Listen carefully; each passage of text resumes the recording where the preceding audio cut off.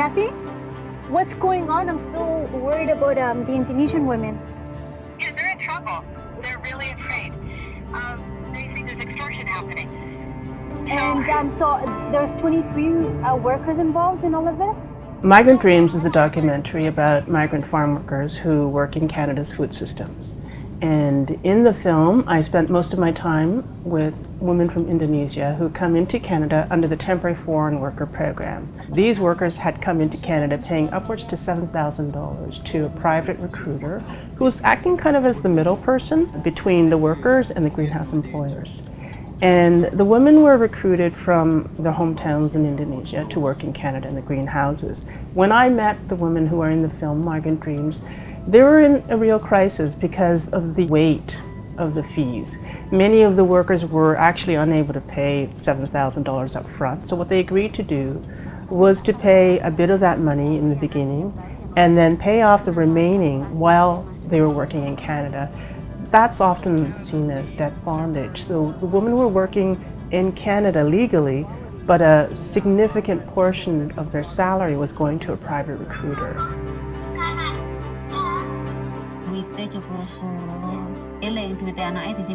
Recruitment has cropped up alongside the expansion of the Temporary Foreign Worker Program. And I think the reason why recruitment has cropped up is because the program itself, essentially it's a privatized form of foreign labor management. Kind of see these programs as creating export processing zones within Canada's borders, where the labor laws that apply to Canadian citizens aren't being enacted in the same way. What we're looking at is a program that's created a two-tier system of labor rights and human rights. So if you are here as a foreign worker and you don't have Canadian status, citizenship, then you cannot expect to enjoy the same labor and human rights that Canadian workers do.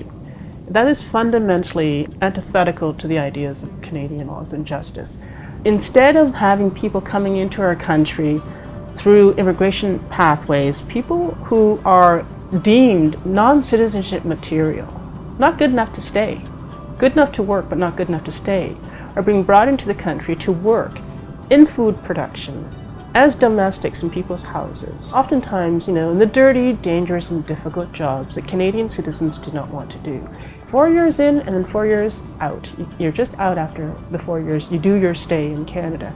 We see our country, we see this place as a first world economy. We have rights and privileges and a standard of living that is vaunted. It's seen as one of the best in the world. But there is a third world in our first world. And migrant workers are central to that.